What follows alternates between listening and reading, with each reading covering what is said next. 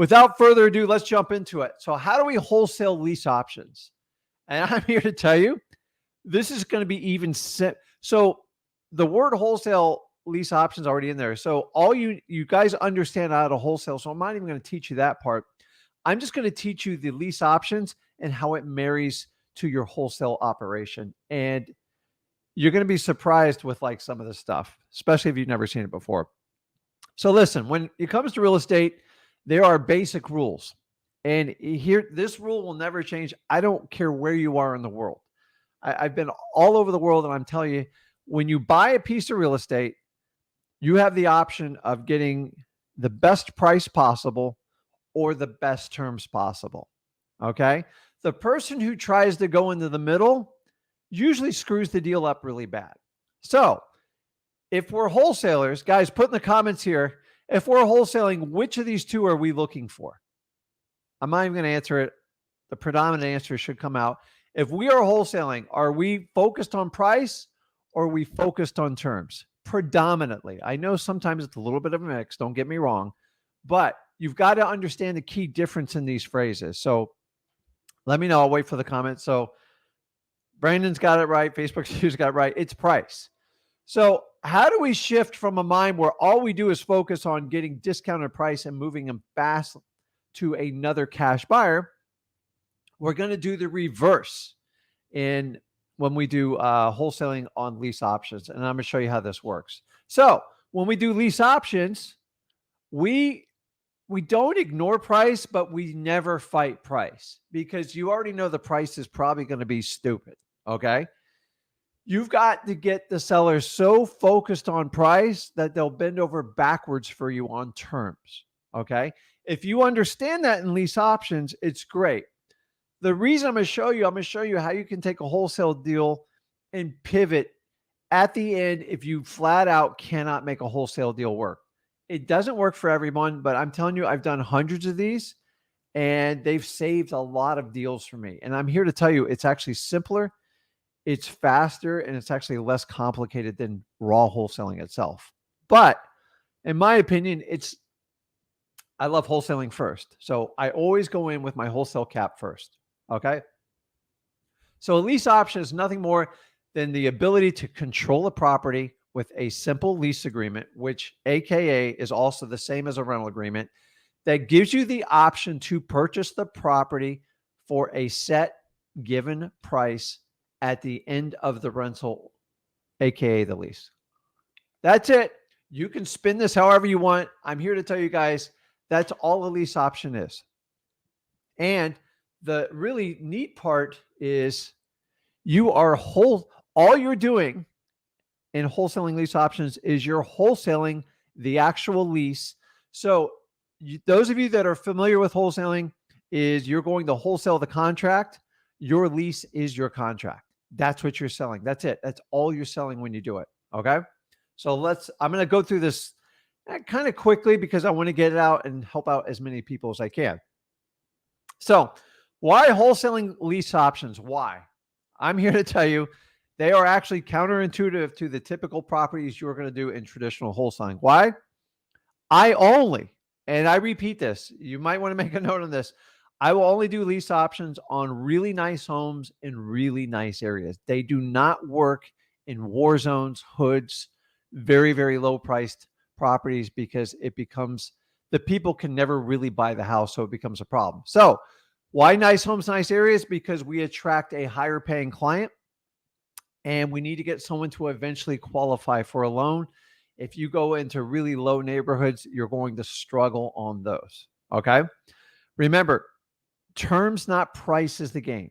You have to understand this. It is a huge pivotal thing. And I know I'm probably confusing you. He's talking about lease options. He's talking about wholesaling. Today, we're talking only about one strategy, how to wholesale lease options. Okay. So you're focusing on terms. And remember, this is a tool you can use in your wholesaling business. Okay. The idea of teaching you this is if you hit a seller that is 100% focused on price and they will never move off of it and they're never going to take a deep discount, you might want to consider this option. Okay. And guys, it's actually really simple. The problem is you're not going to get rich on doing this alone, and you're never going to retire on this technique. But if you add it in there, you can make some nice extra income.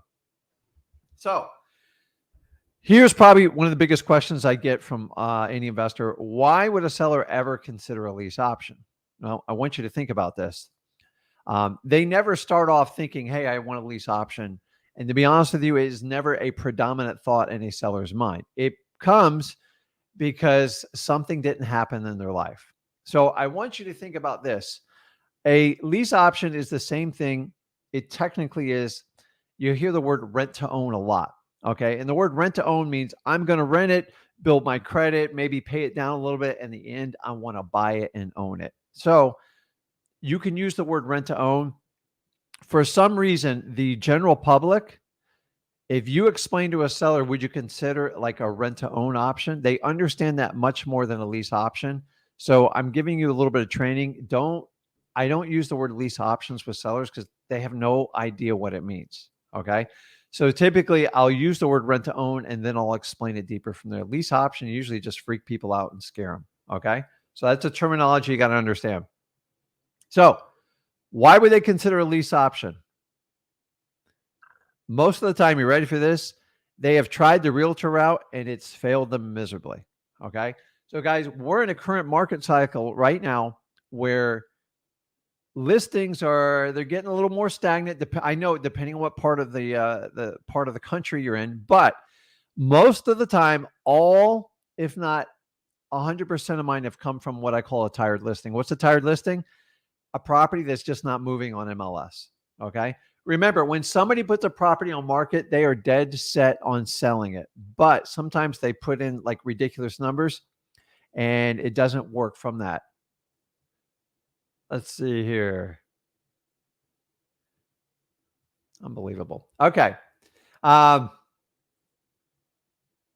So also, a seller that only focuses on a full price offer is perfect for this. So if it's sat on the MLS for a while and they will only take their full price offer, I promise you, you can find people that fall in this category. Guys, I'm telling you, like the last 3 years, almost everyone's fallen in this category other than the tired listing part because everything flew off the shelf.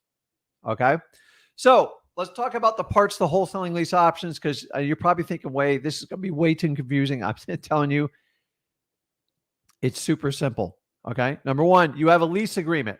If you don't know what a lease is, it's a fancy word for a rental agreement. Don't let anyone ever talk you up about it. So, I just hate when people spam on this thing. Like, go ahead, people, post your stuff, like self-promotion. That's really cool.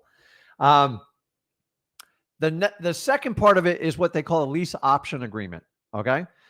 So it's a combination of two agreements. One's the rental agreement. Everybody knows a rental agreement, typically 12 to 24 months. And then you have an option agreement. Okay. Options have been around since the churn of time, hundreds and hundreds of years, even before this country was established. Okay. An option is exactly what it says. It basically says they pay you a sum of money. It can be as little as $10. I typically pay $100, by the way. And then an X amount of time, maybe 60 months or 5 years. If I left you $100, I have the option to buy this property for a predetermined price at the end. What happens if I don't buy it? Nothing. It expires. You lose that money and you move on. I love option agreements. I think they're really smart. They work well. And for a certain type of seller, they absolutely love them. Now, here's the key when you do these. The two documents have to be completely independent of each other. You know why? Because some cute gurus decided, let's blend the documents. We'll make it perfect. And guess what? They got challenged in court.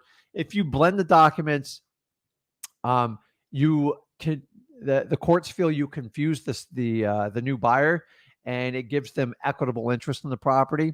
And whatever you thought you were collecting in rents, the courts will assume towards payment on the house. So make sure you have two separate documents. They're not co-tied to each other. There's no monies mixed with each other. The most important thing I can tell you from all the court cases is you have to have two documents when using this technique.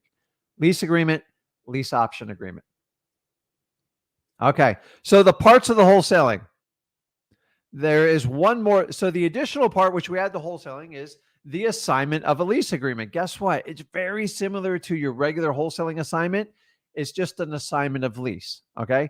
Guys, you can Google the heck out of it. You don't even need it from me. If you go to freewholesaling.com, I'll put it up there this weekend. But I'm here to tell you it's just an assignment of lease, just like you would have an assignment of contract. Okay. So Steve asked, hey, Rick, is this like subject to? And it's kind of funny with Steve. Steve, I'm digging your avatar. I'm not sure if that's some, anyways. Is it like subject to? Subject to is a separate strategy. That's when you take over someone's actual mortgage payment. So like a lease option, honestly, is not a subject to. So you want to be very different.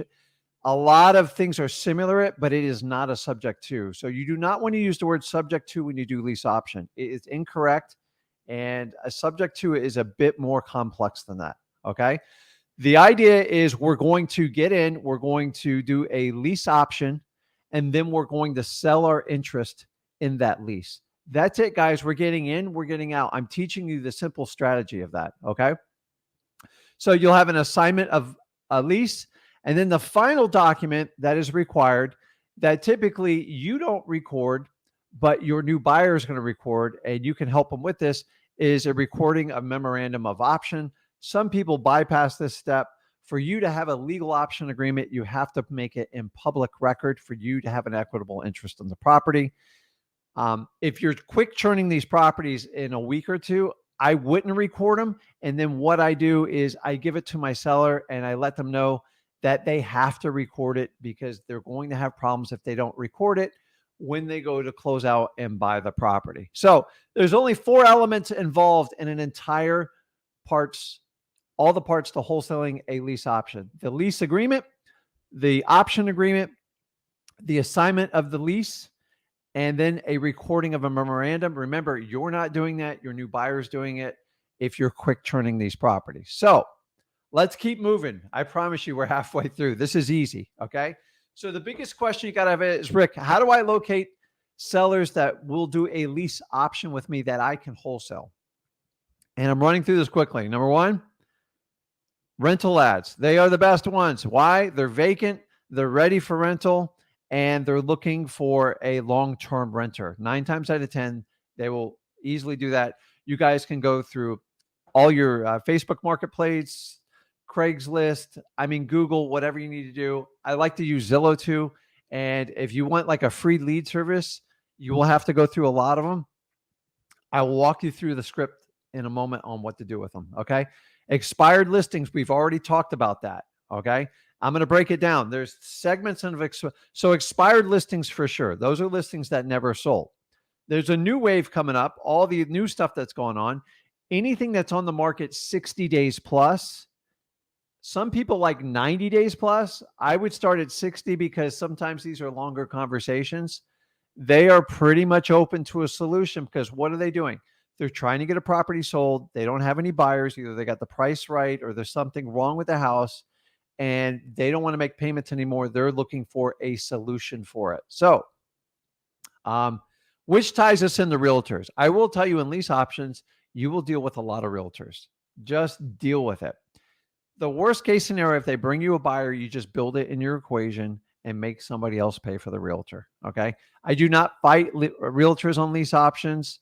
If a realtor is not open to a lease option, just move on. Like you will never convince them to do it. I promise you, it's really hard to convince them to do it. Okay. So as my rule with realtors, either they're on board or they're not. Like, don't beat it to death. Okay. So let's talk about the conversation with the seller who wants to look at a lease option. Number 1, we're looking for a seller that's asphyxiated on price. Do you guys know any sellers like that? There's a lot of them. Okay. Unfortunately, it's the rule. Okay. Here's the really cool part. The whole premise of doing a lease option is you don't really negotiate or asphyxiate on price. Honestly, now I will predicate this. The price has to be reasonable. Okay. It can't be $100,000 over the list price, over the market price. So Run a comp on it, make sure it's close. If it's a little bit over, it's no big deal. Like, you don't negotiate. By you not negotiating with the seller is going to give you the room for you to negotiate the terms. You're not negotiating price, you're negotiating terms. Okay.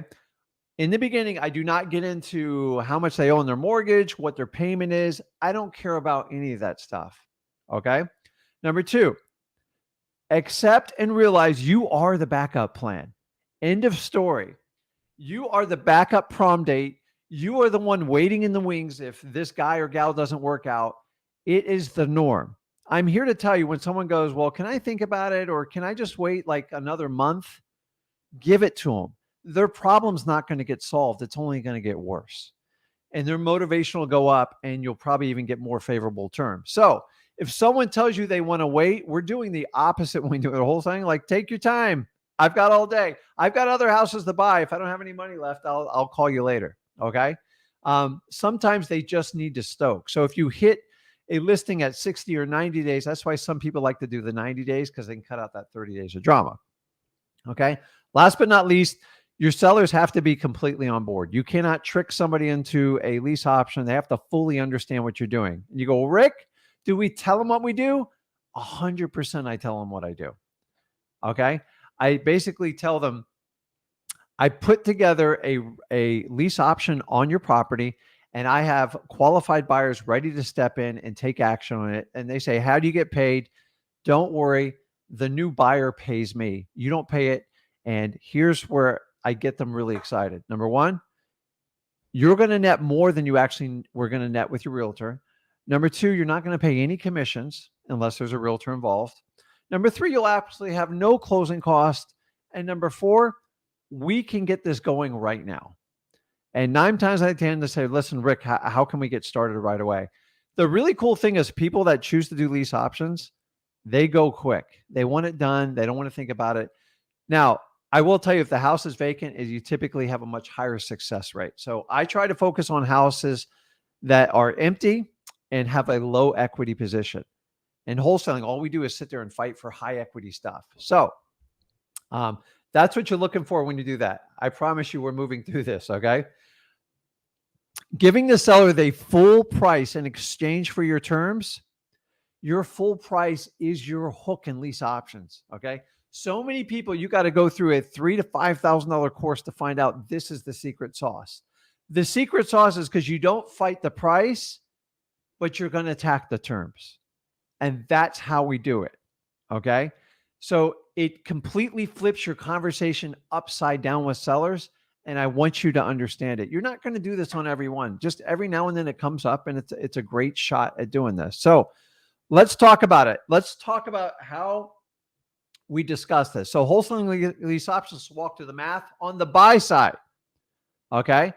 Your full price offer, if they even have an open mind, I'm telling you, it's like candy to your sellers. They drool for it. They go, absolutely, that'll be great, because they start doing math in their head and they get really excited. Now, in exchange for getting terms, getting their price, they're giving you the terms. So they got to give you some leadway to get some things done.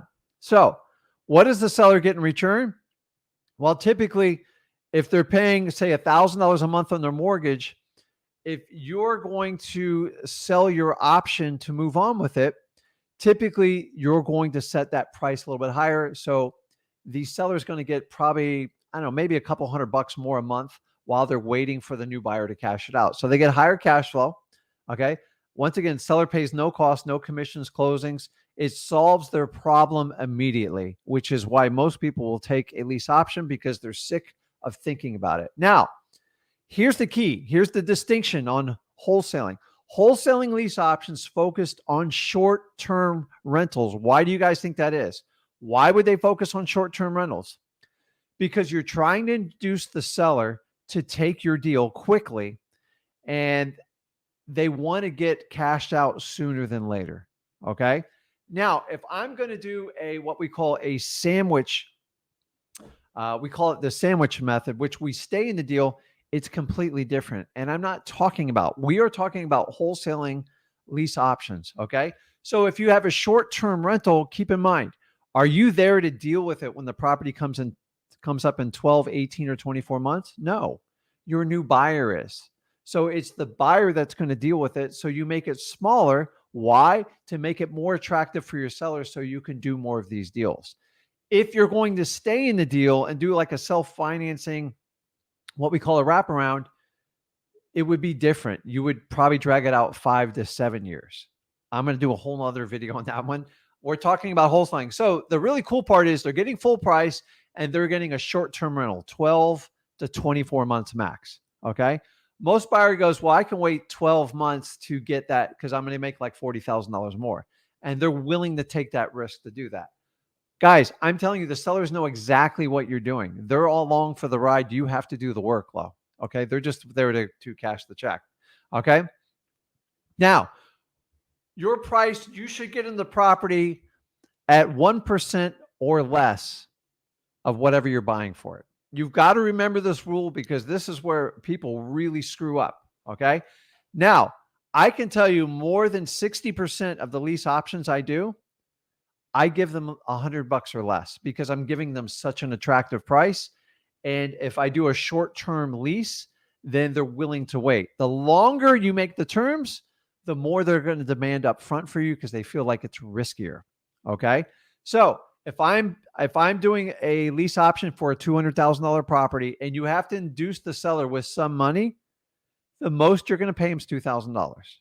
Okay. You've got to understand you cannot pay more than that 1% because remember, when you're wholesaling lease options, you're in it to make a profit. You cannot speculate with these deals. Okay.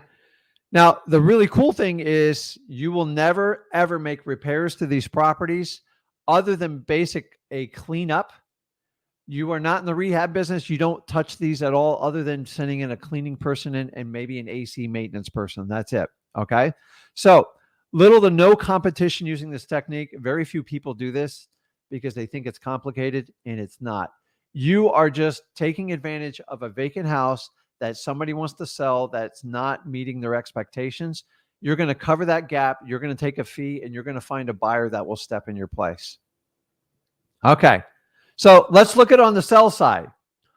Why would anyone want to buy a lease option from you? Well, I'm here to tell you, if you've ever gone to the bank to get a mortgage, banks like to give loans to people that actually don't need them. The bank tries to bury me in loans. I use them for the effective assets I buy, but I don't need a loan for most of the stuff I buy. Okay. The people that really need a loan, they don't get it either because of their history, their credit, and this is how it works. So non-bank qualifying is your hook when you sell these properties. If you don't believe me, test it out. Put a property in the market and put non-bank qualifying. I've typically get 50 to 75 leads within a couple hours. It's unbelievable how many people need help with this. It is a voided market, meaning nobody's there filling the space. Nobody wants to take the risk. Remember, you're wholesaling the lease options, so you're fulfilling a niche space, and this is why it works so well. So what does the buyer get in return other than not having to go through the ridiculous dance you have to do with the bank? Okay. They get speed. Okay. A lot of these people have families. They have kids. They want to get them in a good school district. Remember, nice homes, nice areas, right? We're not going in the hood-ridden properties. And they go, listen, I need a place in the next week. You can fulfill that with a nice home in a nice area and a house that doesn't need rehab. Okay. Once again, on our buyers, we explain like ridiculously what we're doing. Here's what I do. I find people with vacant houses that can't sell them right away. And then basically I work into an agreement where I'm going to find a buyer and the buyer has 12 or 24 months to cash them out. And you're going to pay me a fee for doing this. And most people go, absolutely. Here's the really cool part.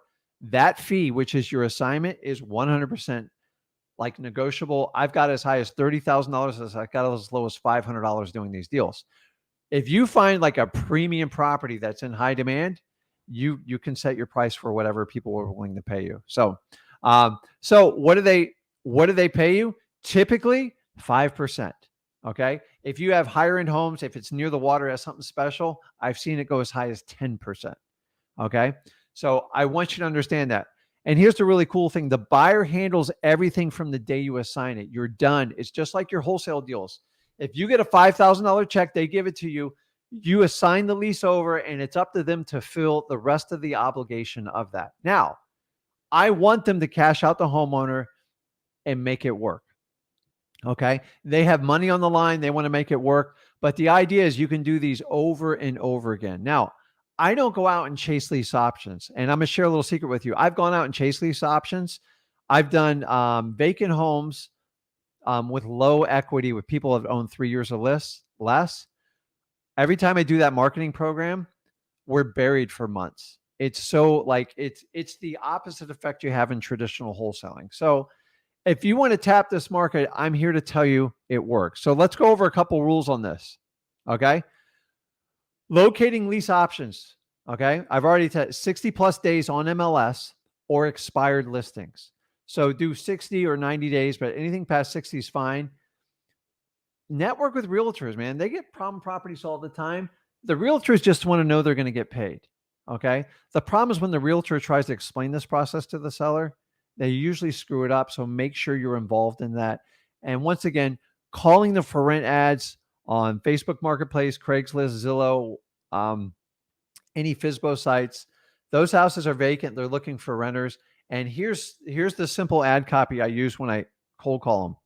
I said, listen, I see your rental here. It looks really nice. How long were you looking to rent it for? They're like, and they all say the same thing. I would love to get a long-term renter. If I could get you a long-term renter, would you consider us being able to buy it at the end of that rental? And if they say yes, I go on and explain what I do. That's it. That's all you do. It's really not, it's not even a sales pitch. Most people would like, I love having renters for 2 years in my rentals too. It's like one less thing I got to deal with. So use that like little line when you cold call them. Any for rent signs, any of that stuff, it works really well. You do have to make a lot of phone calls to do it. Okay. And here's the really cool part. 9 times out of 10, most of these deals are taken down over the phone. Eventually we do a property inspection to make sure it all works out. But most of these properties are already online on MLS. So it's really not complicated. You can get all the pictures online, whatever you need. Okay. So let's talk about buyers for your lease options. They don't qualify for a traditional mortgage. You got to make sure they have good, stable income and a good job history. Okay. You can pull their credit. It's going to suck. So remember, your job is to help them out and give them full disclosure of what they're buying. And if you don't think they're qualified to do it, you've got to do the right thing. We always talk about this in wholesaling, and you're going to have to do a credit profile on them. So if you're not comfortable doing that, you can actually have somebody in the mortgage business or somebody in the credit business pull it for you. And then the idea is I usually refer them to a credit repair person when I close my deal out to make sure they live up to their end of buying the property. So, all you have to do is remember this one simple rule in wholesaling lease options, okay? They're actually really not hard at all. They're very short conversations and they're simple.